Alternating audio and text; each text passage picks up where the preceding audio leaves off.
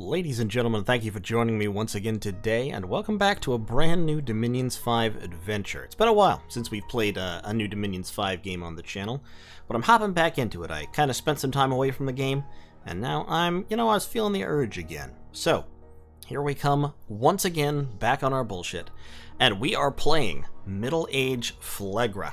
I've played Middle-Age Phlegra before. I played it in a game called Honor, which is on the channel. But I feel like I didn't do as well as I could have in that game. I feel like I understand a little bit more now. Hopefully, I could just be talking out my ass. I could get absolutely owned. But we will find out. So, it is spring in year 0 of the Ascension Wars. A bosomorphic personification, the god of Phlegra. It has risen to challenge for the thrones. The thrones of Ascension. In the beginning, there was chaos. Now the wheel has turned once again. Welcome back to Dominions 5. So, Middle-Age Phlegra, very interesting nation. As you can see, this is a map generated by the default map gen. This is pretty much a vanilla game. Very lightly modded. We are using worthy heroes. We are using better arena. And that's it. Everything else is very, very bog standard. I actually started next to a cave, which is kind of neat, because caves are good for certain spells that I have access to, with my earth mages and all that. And yeah, so for my god... Middle-Age Phlegra. Let's talk about Middle-Age Phlegra generally for just a moment. Middle-Age Phlegra has the auto-communions with the Shackled Magi and Trophimos Oppressors. Middle-Age Phlegra has Trophimos Sages, which are probably kind of the general workhorse mage of the nation. 115 gold for 11 research points, 2 linked randoms, which makes them effective combat wizards. And Middle-Age Phlegra has, of course, the Phlegran Tyrants, which are very, very high-quality thug/super combatant chassis, as well as the Elder Cyclops for forging, with the Master Smith bonus and resource bonus and good elemental randoms.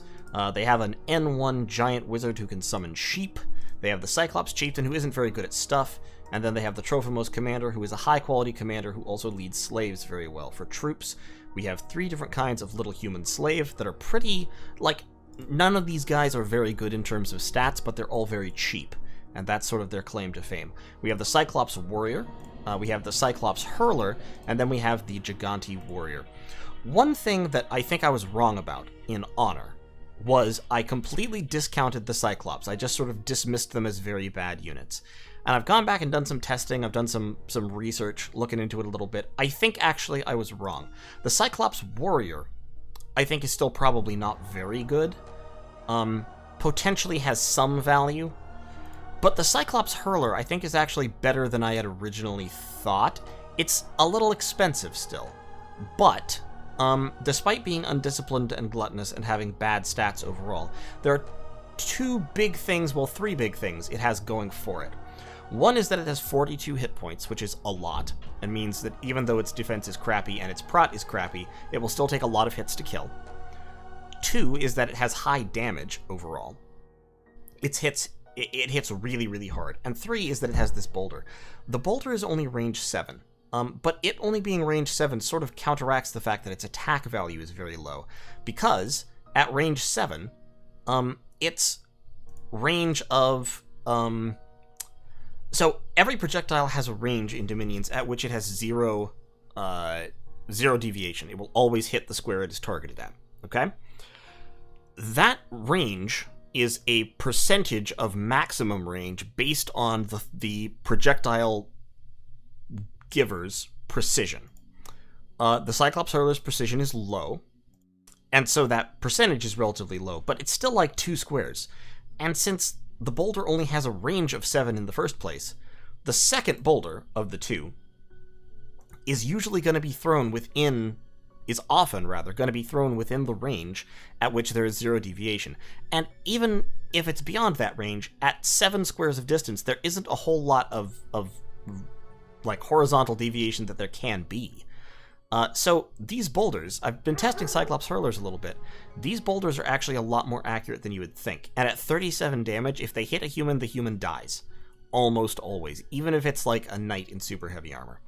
The other interesting thing about Cyclops Hurlers is that Heal-It Warriors and Heal-It Soldiers cost more resources than they do gold, which means that you run out of resources really quickly when you're recruiting them. So, for example, I could only recruit 7 Heal-It Warriors, but I still have a ton of gold left.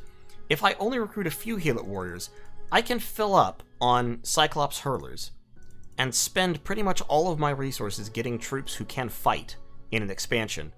And so I'm converting my resources more efficiently by using these guys.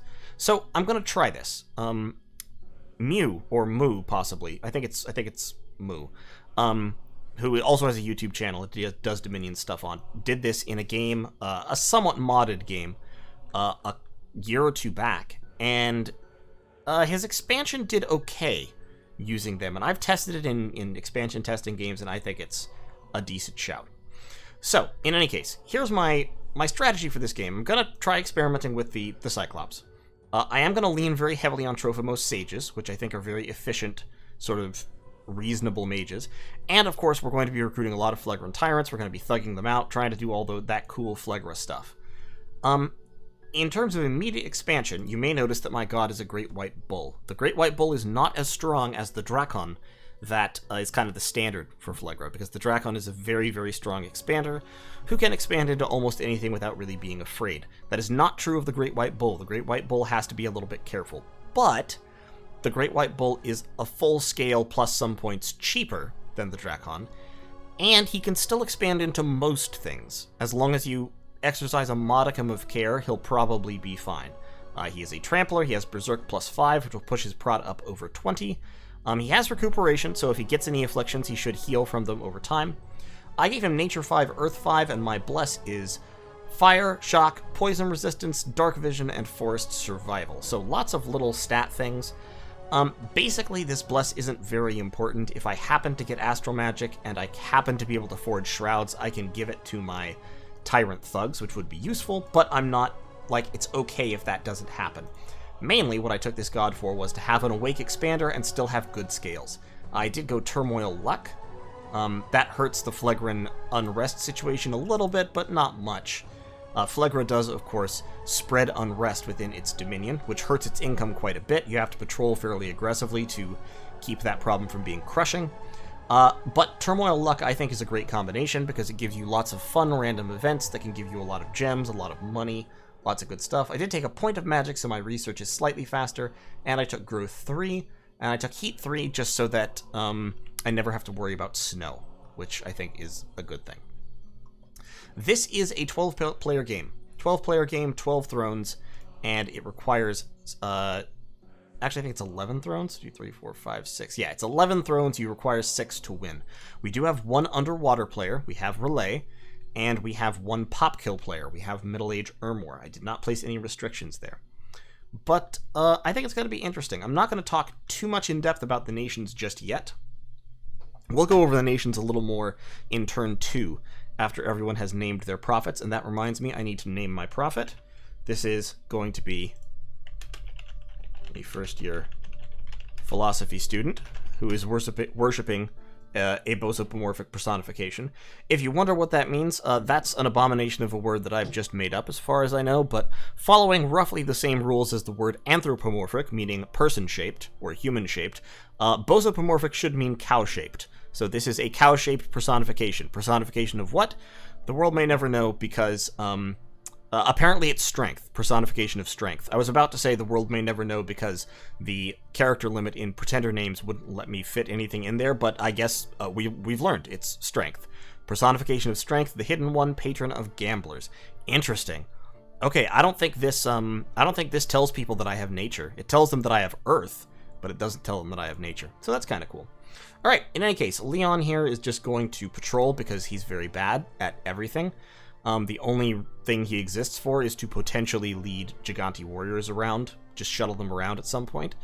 But I'm probably never going to recruit any Gigante warriors, at least not for a long time.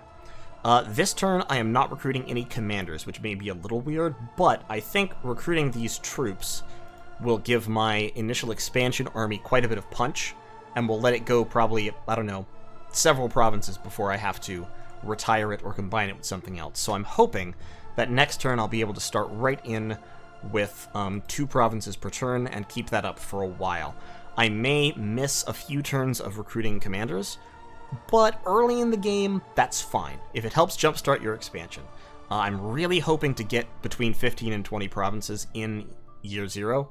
I don't know if I'm going to accomplish that, but it's my goal. In terms of research, I started with Conjuration, Evocation, Construction, and Thaumaturgy. Starting with Construction 1 is actually pretty good for me. That's fine. I could wish that I had started with some Enchantment, because I want to get Personal Regeneration, Strength of Giants, and then Flaming Arrows pretty quickly. All of these 3 levels have something I really want. Also Terracotta Army potentially, but I'll probably not be casting that much. So yeah, I want to go down Enchantment to 4 pretty quickly. I want to go down Construction to 4 pretty quickly, and then to 6 before too long.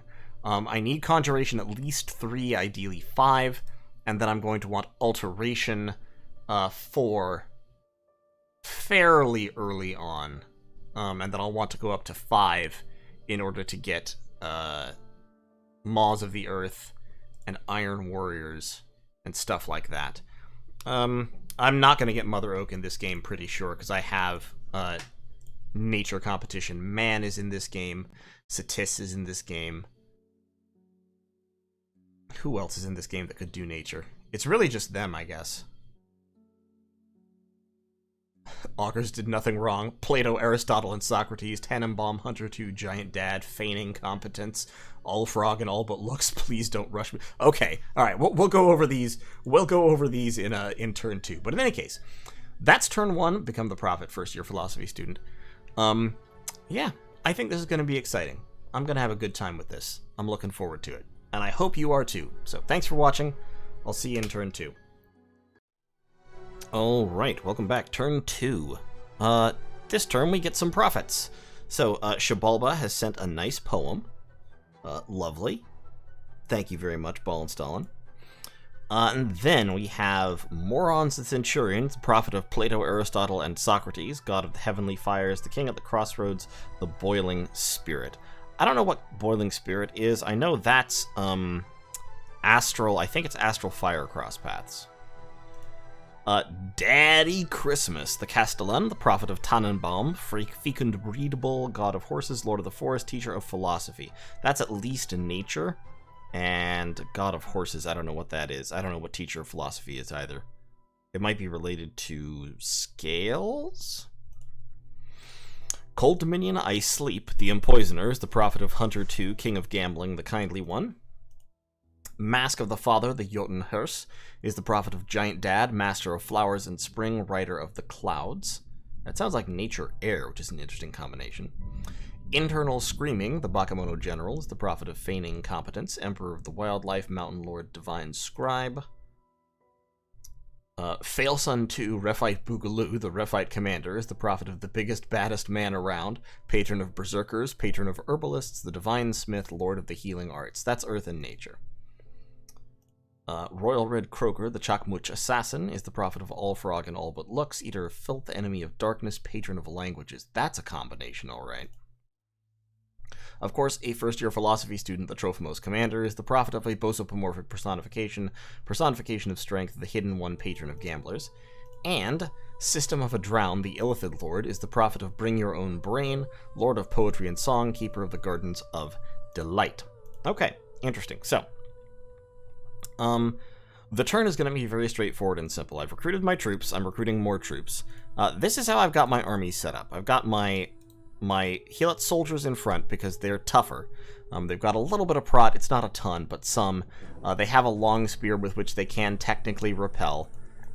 It's also worth noting that my capital is a swamp, which I find hilarious.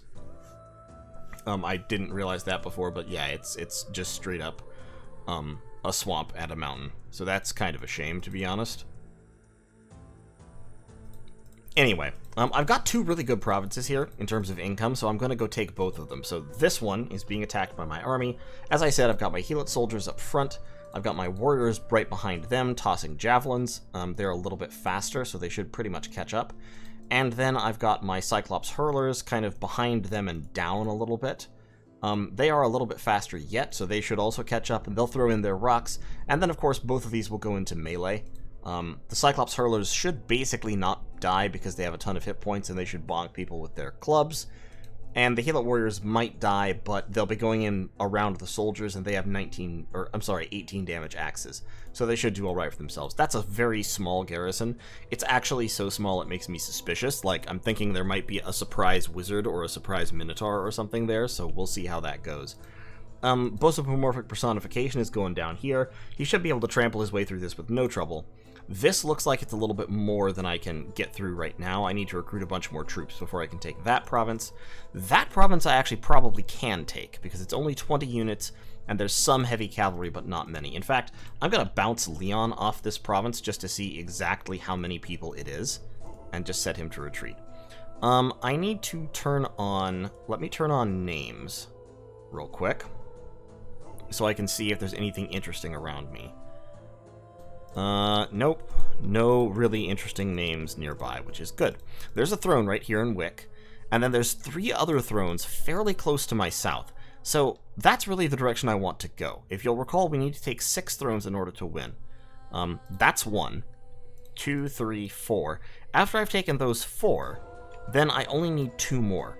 There's 1 up north, there's 1 over here, and there's 1 down further south. So I kind of have my pick of which directions I want to go in then.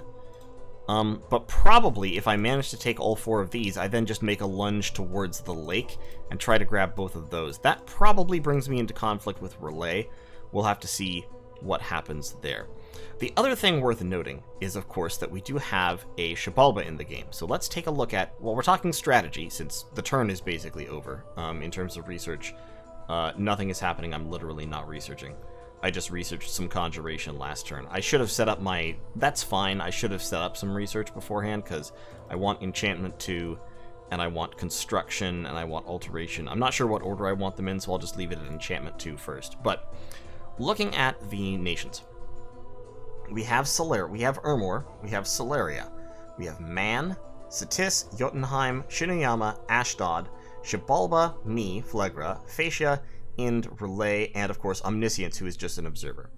So Relay and Phaecia are going to be in an interesting situation, because there is an island, and Phaecia preferentially spawns on islands if islands are available, so that's probably them.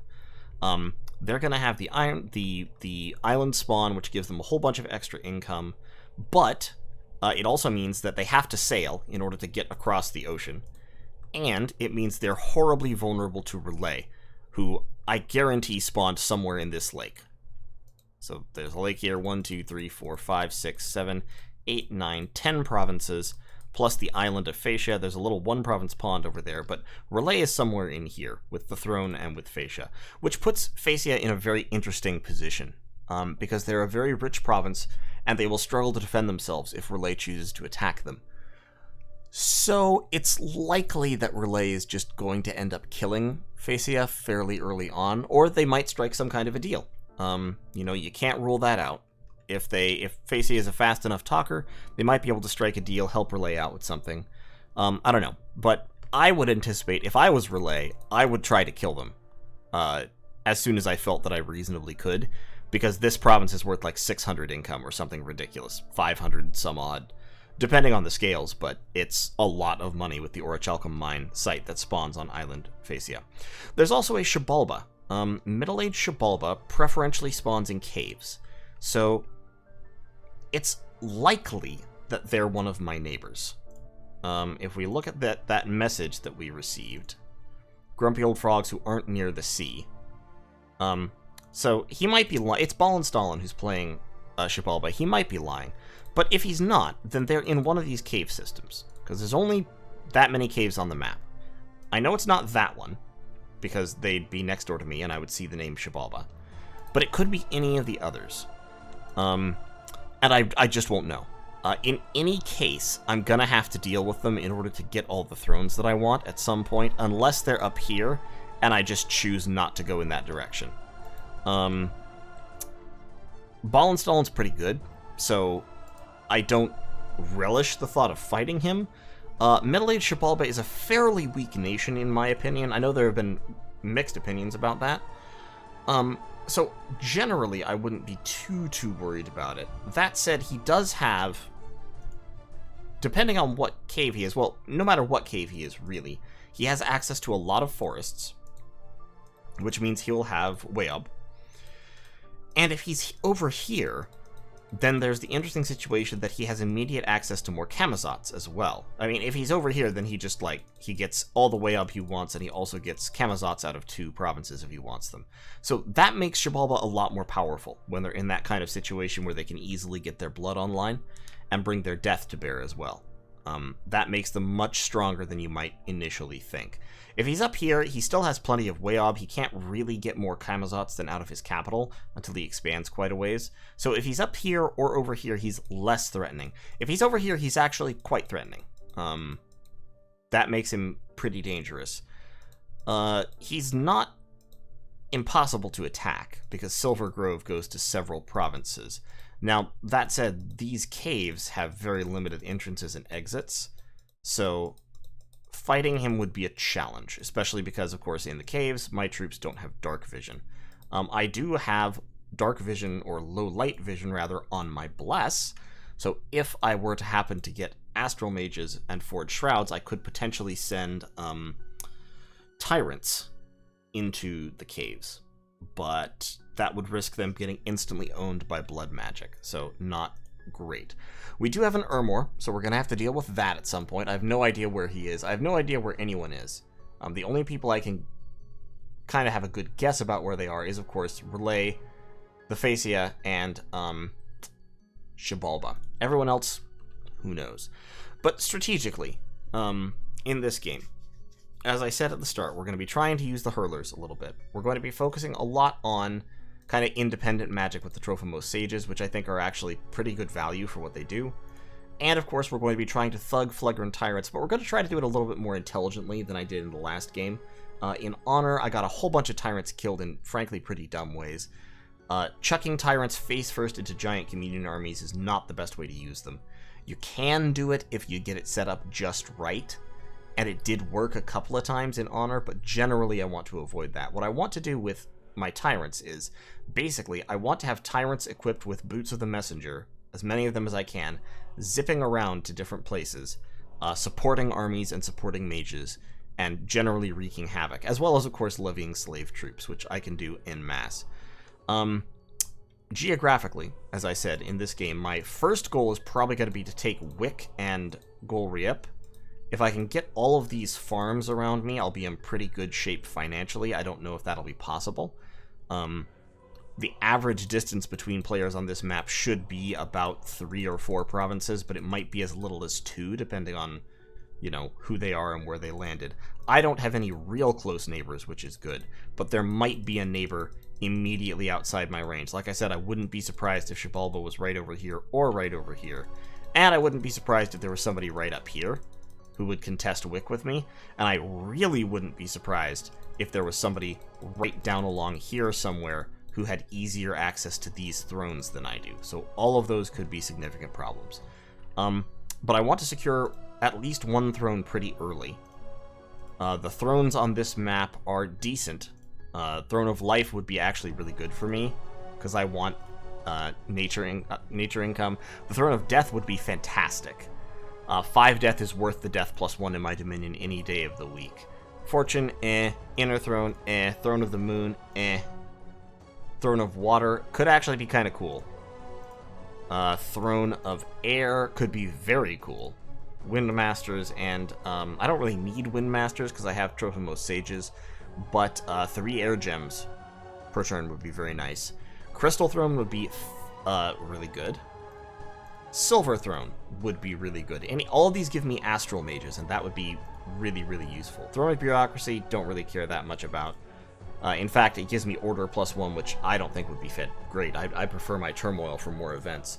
Throne of the First Age would actually be pretty neat. Extra magic would be good, and Blessed Troops get magic resistance +1 could potentially be useful. So most of these thrones are pretty useful for me. The only ones I don't really want, the only one I actively don't want is the Throne of Bureaucracy.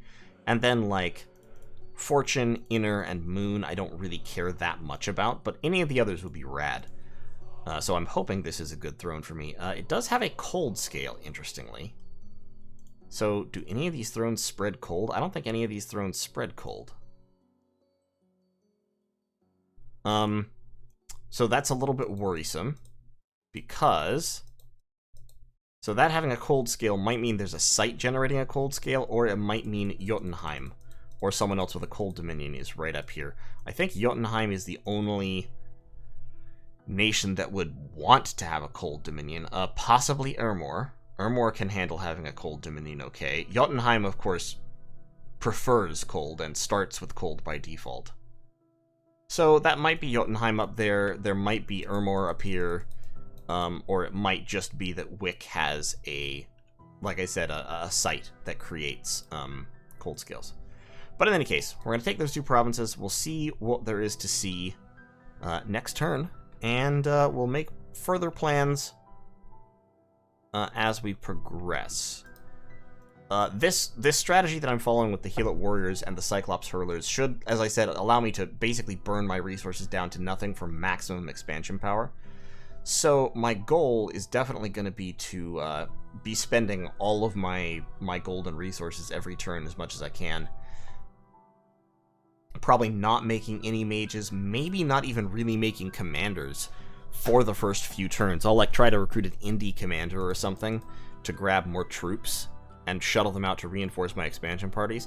But I'd like, in the ideal world, I'd like to just take 2 provinces a turn, possibly going up to 3 later in the year, for the whole first year, and I'd like to end up with 20 provinces. I don't think I'm gonna end up with 20 provinces. I think I'll be stopped by running into other players before that, but ideally I would have Silver Grove, Golria, basically all these provinces that I can see the names of. I do want Pergamy, I do want Promised Land, I want Golriep, and everything inside that.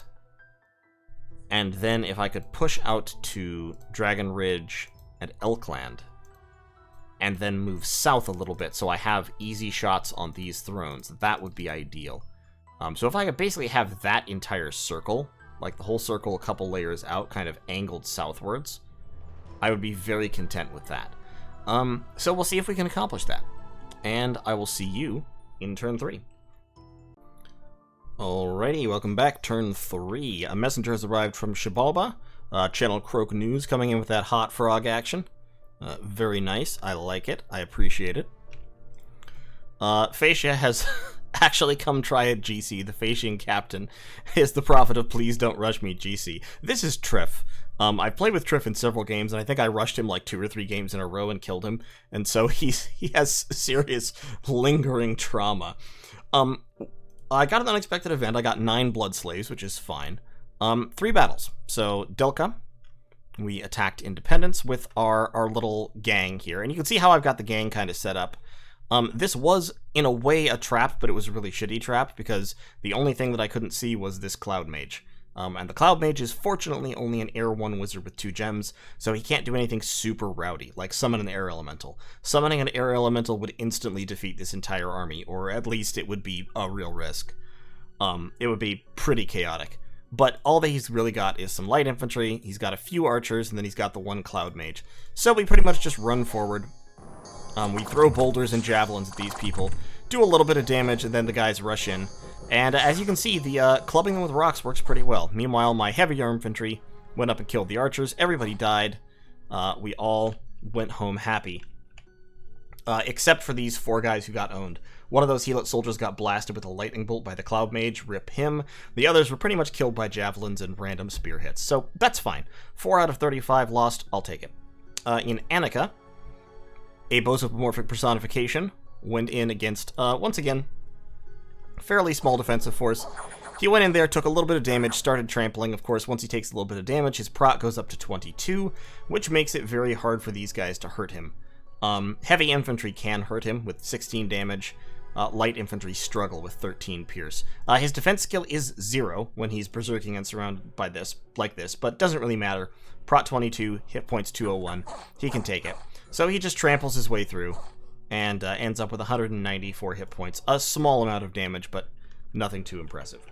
So, that was that. Wiped out 19 people there. And then we had this battle in Golem range, and this one was really weird. It wasn't weird because of what happened in the battle. What happened in the battle was totally understandable. I had sent in Leon, the Cyclops chieftain, and he turned around and retreated immediately, as he was scripted to do. And that let us see what's in here. And what's in here is like medium scary, kind of mildly scary. They've got 8 heavy cavalry, which are pretty tough, and which have a lance charge that does quite a bit of damage. Charge bonus for the first strike depending on combat speed and size, limited to half the strength of the charging unit. So basically when they charge him for the first time, they do 23 pierce damage with the lance attack, and then they lose that attack for the rest of the battle. So it's pretty hard hitting, but it's not insurmountable, especially with a whole bunch of Cyclops. They've got some mounted commanders who are kind of moderately tough. They've got a whole bunch of militia and some light cavalry with bows, and they've got a priest. So it's nothing too terrible here. I can overwhelm this with a couple turns of recruitment. What's really interesting is that Leon, when he retreated, so if we look at Golem range, retreat details, he was killed when retreating into enemy territory. So he retreated into the wrong province and died, which just happens randomly sometimes. But he then became a hero, despite having never struck another unit in anger and only having 2 points of experience. And he gained heroic toughness by virtue of his heroism. So, and then I went to the Hall of Fame, which is where he is. Leon, there he is, dead. Phlegra, kills 0, experience 2. This doesn't make any goddamn sense. And also, he has a disease. Like, he retreated off into the wrong place and just tripped over a rock and hit his head so hard it gave him syphilis and then he died. Or something, or like the plague. Retreating and dying is mechanically a 999 damage hit, like Soul Slay. So that's why he has negative 952 hit points here. But yeah, he gained heroic toughness, which means his base maximum hit points are now 70, or they would be if he was alive, but he's dead and a hero with a disease. I really don't know what to say about this. It's fascinating. I don't know why this has happened, but it's great. At some point, if I possibly can, I'm going to have to use the Ritual of Rebirth on Leon just to bring back his heroic Cyclopsness. I don't know why that happened. Anyway, very simple this term. We're still doing no research. I'm recruiting a Trophimos commander to give a morale bonus to my slaves and Cyclops. And I'm also recruiting a bog standard commander down here, who is going to move up to Phlegra next turn. This turn, I'm going out to Dragon Ridge and I'm going to Spires of Ascension. So I'm going to take both of those. After that, I'm going to gather my little force here. So I've got 11 units, and then I'm recruiting another 8 Heal-It Warriors and 4 Cyclops. I'm going to take those units, and together with a Bosomorphic Personification, I think I'm going to go attack the Promised Land, because I could really use that income. Another 100 gold per turn would be really nice. They do have cataphracts, but I don't think they have a ton of cataphracts. And I think with my god trampling around being all angry and stuff, plus having some units to chaff, I think we can win that one. Now, winning that one might leave me with very few units left, but even if I only have a few units left, I can then give them to whatever commander is surviving, and I can use them to attack Golem range, along with, once again, my god. And take that province, and that opens up Pergamene. Meanwhile, up here, I've got Golriep. Golriep has a small garrison. It does contain knights, which are upgraded heavy cavalry, so that's a little bit scary. I don't want to send my god in alone against that. But my god does have 22 map move, and planes only cost 6 movement, so from the Promised Land, he can go boom, boom, boom, and hit that in one turn if I want. So I'll take Dragon Ridge, and then I might be able to just go over there and take that. But in any case, that's turn 3. And I'll see y'all in turn 4.